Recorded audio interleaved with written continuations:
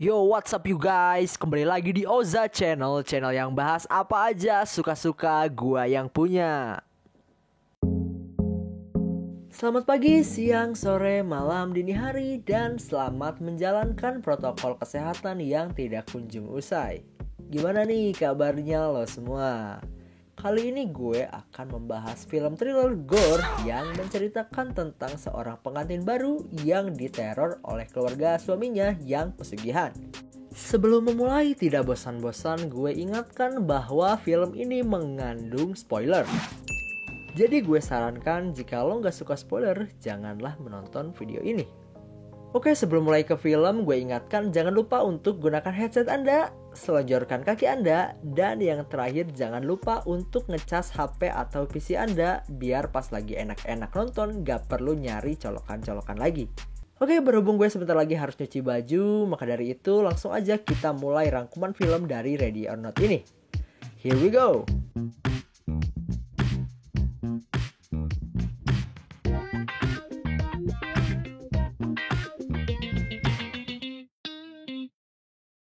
Film ini dibuka dengan seorang pengantin wanita yang sedang udut-udut cantik yang bernama Grace. Ketika sedang mengudut, muncullah pasangan prianya yang bernama Alex. You look perfect. Di dalam film ini, mereka diceritakan akan segera melaksanakan pernikahannya hari ini. Your dad looks like he's at a funeral. He hates me. No, he doesn't hate you, Grace. Pernikahan mereka berjalan dengan lancar dan akhirnya malam pun tiba. Seperti yang biasa dilakukan pengantin baru pada umumnya, Grace dan Alex pun berusaha melaksanakan ritual malam pertama mereka di kasurnya. Ya, apalagi sih kalau bukan ya... mantap. Namun siapa sangka ketika sedang enak-enak, tiba-tiba seorang nenek sihir muncul. Holy shit, someone's here. Bukan nenek sihir sebenarnya, itu tantenya dari Alex. Tante Alex yang mengganggu waktu enak-enak mereka pun meminta untuk turun ke ruang tengah. Ia bilang kalau keluarga telah menunggu mereka untuk acara tradisi. Why exactly? Di dalam keluarga mereka, ketika ada orang yang menikah, ia perlu memainkan sebuah game. At midnight, you have to play a game. Grace pun yang tidak curiga akhirnya mengikuti saja tradisi tersebut tanpa ada perasaan curiga sama sekali. Grace pun mengambil kotak yang berisikan kartu dan mengambil kartu di dalamnya.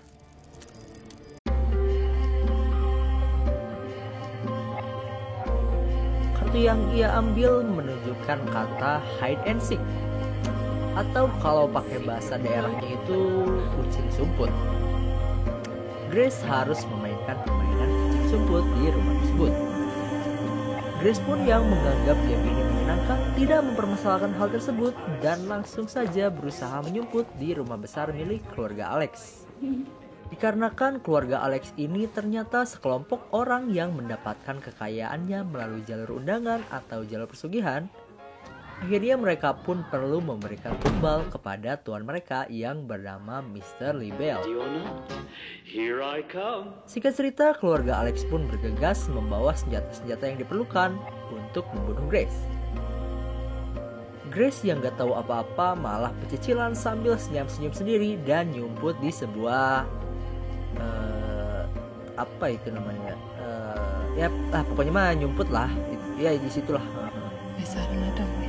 Alex yang menyadari bahwa istri yang baru saja dia persunting dalam bahaya tidak dapat diam saja. Alex pun menyusul Grace dan menjelaskan situasi yang sedang terjadi. Alex menjelaskan kalau ucing sumput ini bertujuan untuk menjadikannya tumbal proyek dari pesugihan keluarganya. They think that if they don't kill you, something very bad will happen to the family. No. Di sini kita dapat melihat adik dari Alex yang bernama Emily yang tidak sengaja menembak kepala pelayan di rumahnya. Darah pun mengucur sangat deras dan membuat Grace yang tadinya pecicilan berubah menjadi menangis terseduh-seduh. Alex dan Grace pun menyusun strategi agar Grace dapat keluar dari rumah pesugihan tersebut. You just need to go straight down this hallway until you get to the service kitchen. I'm gonna go down to the security room. Grace mengganti hak tingginya dengan sepatu sneakers agar ia bisa lari secara ngabret. Ayah Alex dan keluarganya yang sedang menggotong pelayan tidak sengaja berpapasan dengan Grace. Found her. Emily yang blow on akhirnya kembali gagal menembak Grace dikarenakan ia tebisaun make pistol yang ia pegang. Damn it! Emily! Aim for the center of gravity! I don't know what I'm doing! Alex mengatakan jika keluarganya tidak mempersembahkan Grace sebelum terbit fajar, maka keluarga Alex lah yang akan menjadi tumbal. Grace pun berinisiatif untuk kembali ke ruang tengah untuk bersembunyi. Namun siapa sangka di ruang tengah tersebut ia malah bertemu kakak dari Alex yang bernama Daniel. Grace pun panik setengah mati dikarenakan ia takut dicerotin pakai pistol sama Daniel. Namun ternyata Daniel masih punya rasa kasihan dan membiarkan Grace lolos. I'll give you a 10-second head start. Grace yang berhasil lolos mencari cara agar ia dapat bertahan hidup. Maka dari itu, ia mengambil sebuah shotgun dan beberapa peluru untuk dijadikan alat bertahan hidup.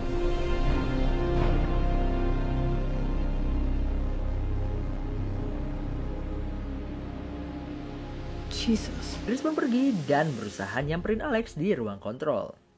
Namun sayangnya aksinya ini terhalang oleh pelayan rumah yang bernama Steven.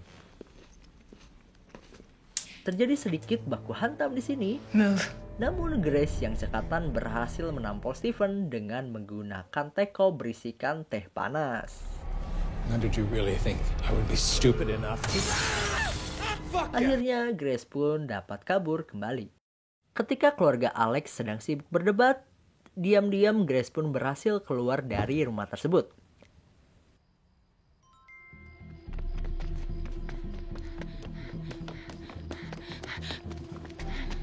Ia kembali bersembunyi. Kali ini ia bersembunyi di kandang kambing yang tentunya bau kambing.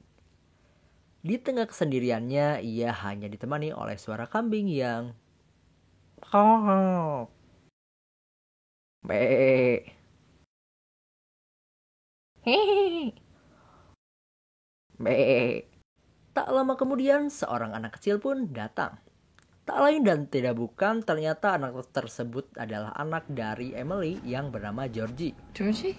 Anggota keluarga yang tadi berusaha membunuh Grace. Grace pun berusaha menjelaskan situasi yang tengah ia alami kepada anak tersebut. Namun Georgie tidak mendengarkan Grace dan malah menembak tangan Grace. Akhirnya tangan Grace pun bolong bagaikan sundel bolong.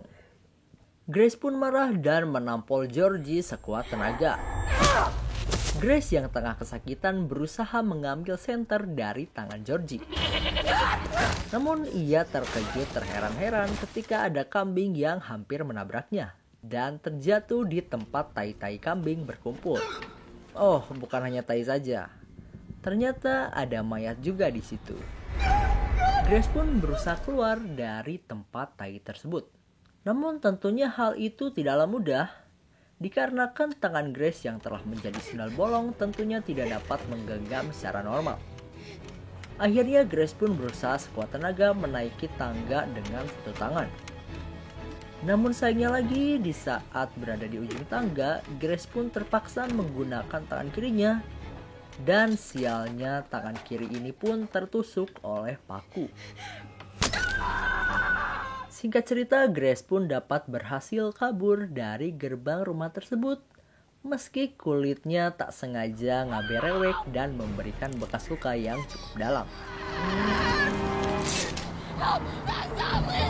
Keluarga Alex pun mengadakan rapat kembali dan berusaha untuk tetap mengejar Grace. This was fun. Akhirnya Steven, sang kepala divisi pelayan di rumah tersebut, turun tangan dan berusaha mengejar Grace. Sempat terjadi baku hantam antara Grace dan juga Steven. Namun pada akhirnya baku hantam ini dibenangi oleh Grace. motherfucker!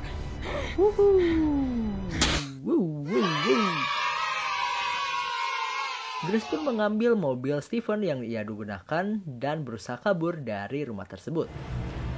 Namun sayangnya mobil tersebut mati dikarenakan nggak tahu deh, ini kayak ada kode-kode gitulah. Sorry, the computer's acting up again. No, what the fuck? Are you fucking kidding me? Ya, akhirnya Grace pun ditangkap lagi oleh Stephen.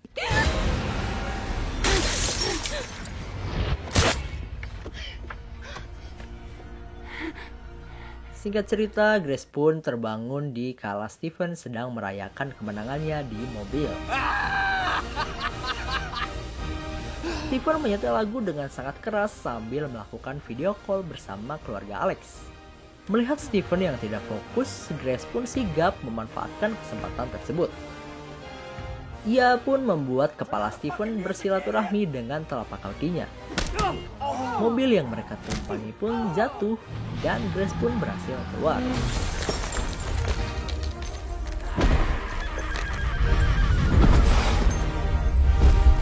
Namun di sini lagi-lagi ia dapat berhasil ditangkap oleh Daniel dan juga ayahnya Alex. Grace pun kali ini tertangkap dan ritual sesajen pun dimulai. Ritual ini dimulai oleh ayah Alex yang membacakan mantra yang tentunya bukanlah bahasa Indonesia, apalagi bahasa Sunda. Kurang lebih ia mengucapkan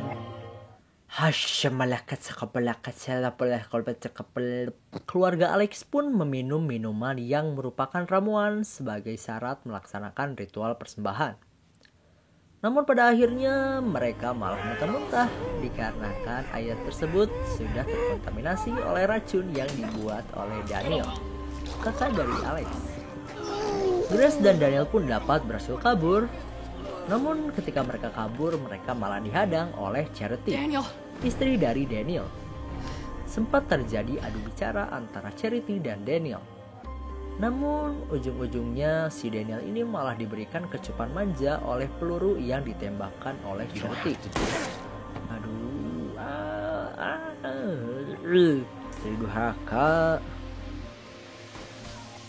Alex pun yang baru saja lepas dari ikatannya tak kuasa melihat Daniel. Sangka kesayangannya terbujur kaku dengan banyak darah di kepalanya. Don't go, okay? Daniel, don't go, I need you, Daniel, don't go!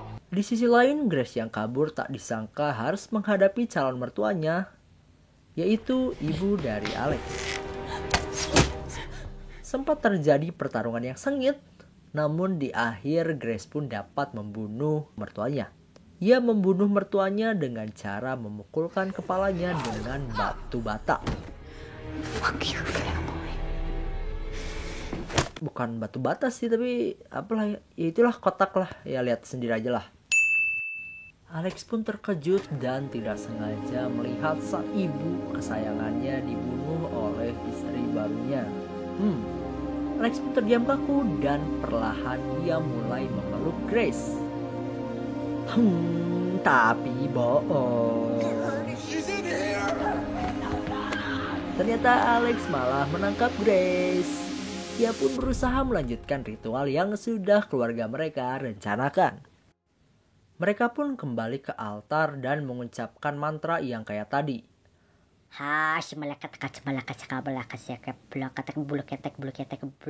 Akhirnya tiba saatnya di mana Alex akan menusukkan pisaunya kepada Grace. Namun berkat insting yang hebat dari Grace pun dapat menghindari tikaman tersebut dan malah membuat bibi Alex yang mengenai tikaman tersebut.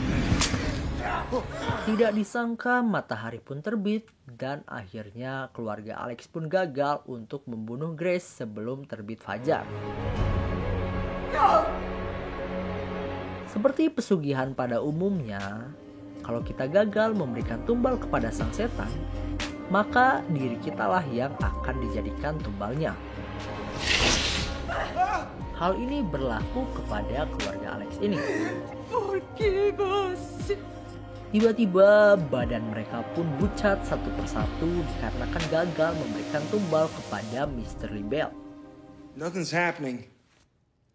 I fucking knew it. It's all bullshit. Di akhir cerita pun, Grace menggugat cerai Alex dan melemparkan cincin pernikahannya. No, Alex. I want a divorce. Setelah itu, Grace pun berjalan keluar dengan santainya. Ia bersantui ria dan tak lupa ia pun mengudut sambil menunggu datangnya polisi dan pemadam kebakaran. Dan di sini cerita pun tamat. Jesus Christ, what happened to you? In-laws. Oke, tadi segitu aja rekap dari film Ready or Not ini dan sekarang kita bakal masuk ke reviewnya. Film ini sangat gue rekomendasikan untuk lo yang suka film gore dan sedikit unsur dark comedy di dalamnya. Banyaknya darah dan kejar-kejaran membuat film ini sangat seru untuk lo tonton. Akting dari Samara Weaving selaku pemeran dari Grace juga patut diacungi jempol, dikarenakan ketakutan dan ekspresi yang ditonjolkan benar-benar membuat film ini sangat seru untuk ditonton. Selain seru untuk ditonton, film ini juga ternyata memberikan kita nilai moral yang sangat penting. Apa itu nilai moralnya? Nilai moralnya adalah janganlah sekali-kali kamu menyekutukan Allah. Ya kalau mau kaya jangan pesugihan lah. Banyak kok pekerjaan yang bisa kita kerjakan untuk menggapai kesuksesan. Seperti lo bisa jadi YouTuber atau apa, TikTok sekarang kan lagi musim. Pekerjaan tuh banyak asal kita mau usaha dan mau kerja keras. So, film Ready or Not ini sangat gue rekomendasikan untuk lo yang suka film gore dan suka film berbau dark comedy. Kalau dilihat dari rating IMDb, film ini ratingnya 6,8. Tapi kalau dari Ozai Channel sendiri, bakal ngasih film ini rating 7 dari 10.